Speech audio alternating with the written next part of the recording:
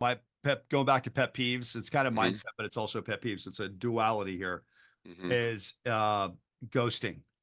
Oh my Oh. goodness. It drives me crazy. I just had to send an email. It was last night and then a follow-up today to it's a prospecting situation. It's been a long time, months in the coming.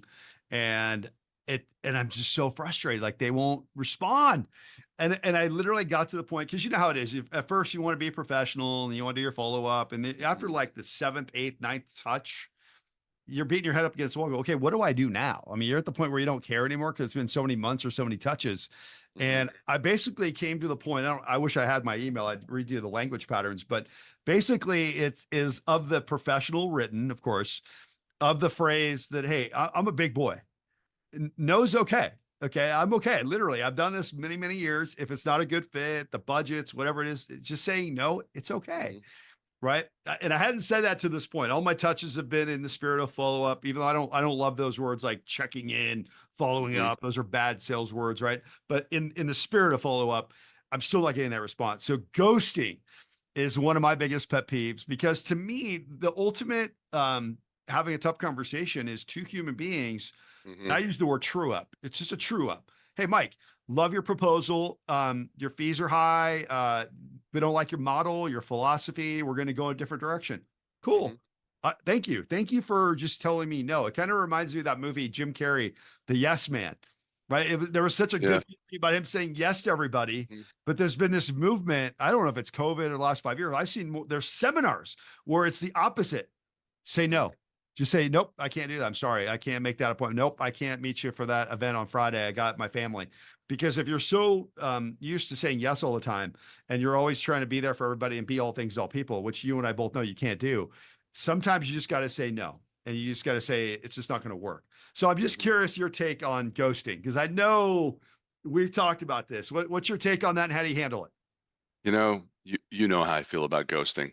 Okay? It's unprofessional, it's impersonal, it's just plain rude. And but I understand why people do it, and I'm gonna circle back, probably not one of your favorite phrases, to my comment at the beginning of this is the shortest distance between 2 points is an awkward conversation. Mhm. And it's people trying to avoid that awkward conversation and telling you no. And it's okay to tell you no. And it doesn't matter what your reasons are. You could just say, hey, I don't like your haircut. I don't like your shirt. I don't like your company. Or just say, you know what? It's a no for now. Come back next year. Yep. It's not that hard to utter those words. Now, in the early days, in the 80s and the 90s, we were taught that no meant maybe, and you needed to overcome that objection and get on to the next one and then overcome that one. And in other words, you're wearing them down. I don't want to wear somebody down. I Mhm. want to assuage their fears, show them we've got solutions, show them how we might be better than the professional they're working with, and why it might be a better idea to work with us in the near and distant future.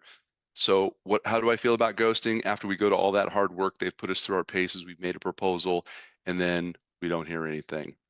It shows a huge disrespect for our work that we do, and I just can't get my head around it, no matter how hard I try, why anybody wouldn't just send an email saying, hey, thank you for your time. We've decided to remain where we're at, or we've decided to go another direction, and we really appreciate the effort. Call us next year, or hey, we won't be looking at this again for 24 months. It's just not that hard. And honestly, I feel like email is the next worst thing to ghosting, or a text. It's like Mhm. pick up the phone, have a conversation. It's good practice. It's great practice. In fact, you know what? I actually raise my hand and say, hey, I'll break the bad news, not because I like it. I've been doing it for a lot of years. I've had to let people go in my career, and I've had to tell my fair share of vendors, hey, you're not getting this one, and here's why. And they want to argue with me. I say, hey, it doesn't matter. The decision's been made, but the next opportunity will be 12 months from now, 24 months from now, or you'll get the next one. Mhm. We'll just keep on going. But it's interesting to see how people take that bad news. The old sales mentality still exists where they're trying to overcome the objection when the deal has already been made, the Mhm. decision's already been made. And I don't like it any more than anybody else, but I'm the first one that'll say, hey,